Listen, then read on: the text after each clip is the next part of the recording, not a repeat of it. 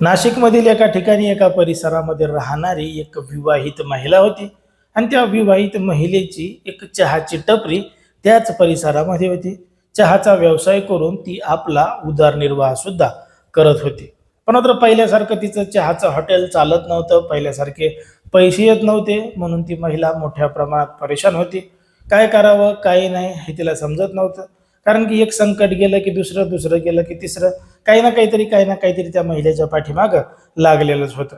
मग आता ती महिला परेशान असल्यामुळं जवळचेच काही लोक म्हणले की तुझ्या पाठीमागं साडीसाती चालू आहे, असं चालू आहे, तू एक काम कर, जवळच एक बाबा आहेत, त्या बाबाकडे जा, तुझं काय आहे ते बघ, त्या ठिकाणी अनेकांना गुण येतो, अनेकांना फरक पडतो. असे या महिलेला सांगितल्यानंतर ही महिला त्या लोकांवर विश्वास ठेवून त्यांनी ज्या ठिकाणी सांगितलंय त्या ठिकाणी त्या बाबाकडे गेली. मग त्या बाबाकडे गेल्यानंतर त्या बाबांनी सांगितलं की तुझा असा प्रॉब्लेम आहे, तसा प्रॉब्लेम आहे, तुझ्या पाठीमागं काहीतरी लागलेलं आहे, ते दूर करण्यासाठी तुला काही वाऱ्या या ठिकाणी कराव्या लागतील आणि काही दिवस तुला या ठिकाणी यावं लागेल.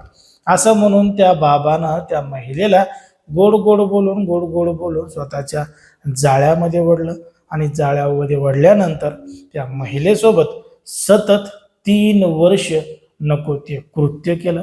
अखेर त्या भोंदूबाबाच्या त्रासाला कंटाळल्यानंतर, वैतागल्यानंतर त्या महिलेनं जेव्हा पोलीस ठाण्यामध्ये तक्रार दाखल केली तेव्हा मात्र घडलेलं होतं आणि दडलेलं होतं एक धक्कादायक प्रकरण, धक्कादायक घटना. नेमकं काय आहे संपूर्ण प्रकरण, कुठं घडली आहे घटना, हे आपलं अगदी सविस्तरपणे बघायचं. पण जर तुम्ही अजूनही आपलं चॅनल सबस्क्राईब केलं नसेल तर लगेचच करून घ्या आणि बाजूला असणाऱ्या बेल नोटिफिकेशनला सुद्धा ऑन करायला विसरू नका. आता ही जी संपूर्ण घडलेली घटना आहे ती आहे नाशिकमधील सायखेडा पोलीस ठाण्याच्या हद्दीमध्ये घडलेली संपूर्ण घटना आहे. तर नाशिकमधल्या पंचवटी परिसरामध्ये राहणारी एक विवाहित महिला आहे. त्या महिलेचं त्या ठिकाणी चहाचं छोटंसं हॉटेल आहे आणि ते हॉटेल चालवून ती आपला उदरनिर्वाह करत होती. सगळं काही सुरळीतपणानं चालू होतं आणि ती मोठ्या प्रमाणात अडचणीत सापडली होती, कारण की पहिल्यासारखं तिचं हॉटेल चालत नव्हतं, म्हणून ती परेशान होती.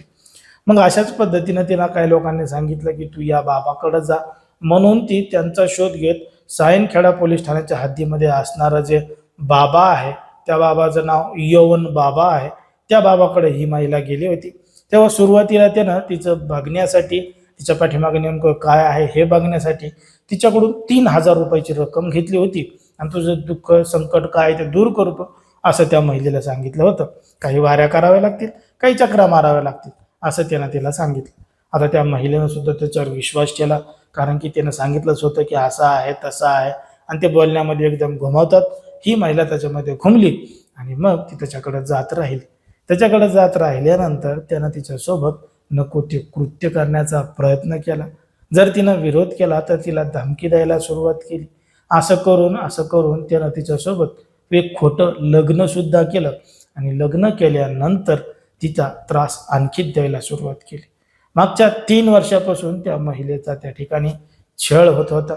तिला मोठ्या प्रमाणात त्रास द्यायला सुरुवात केली आणि त्या महिलेचं जे 1 वर्षाचं लेकरू आहे त्याचा गळा दाबून खून करण्याचा प्रयत्न याच भोंदूबाबानं केला. तेव्हा मात्र त्या महिलेने ही गोष्ट सहन केली नाही. तिनं तात्काळ या संपूर्ण प्रकरणाची माहिती अंधश्रद्धा निर्मूलन समितीच्या कार्यकर्त्यांना दिली, घडलेला संपूर्ण प्रकार सांगितला.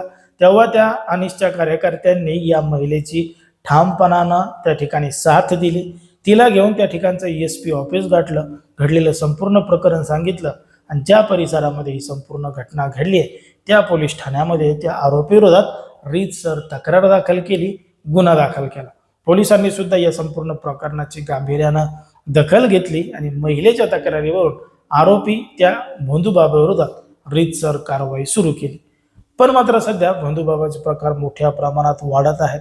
भोंदूबाबा कशा पद्धतीनं महिलांना, पुरुषांना, मुलींना फसवत आहेत आणि काय काय करत आहेत हे आपण अशोक खरात सारख्या भोंदूबाबाकडून पाहिलेलंच आहे. त्याच्यामुळे लोकांनी अशा भोंदूबाबांवर विश्वास ठेवला नाही पाहिजे, सावध आणि सतर्क राहायला पाहिजे, असं वारंवार अनेक जण सांगत असले तरी काही लोकांना जे करायचंय ते तेच करतात. त्याच्यावर तुम्हाला काय वाटतं ते तुम्ही अगदी स्पष्टपणे कमेंटमध्ये सांगा. कारण की कोणाच्याही भावना दुखावणं, कोणाचंही मन दुखावणं हा आपला उद्देश नाही. समाजामध्ये जे घडतंय, मीडियामध्ये जे दिसतंय तेच सांगायचं काम आपण या ठिकाणी करत असतो. लोकांना सतर्क आणि सावध राहण्याचं सुद्धा आवाहन करत असतो.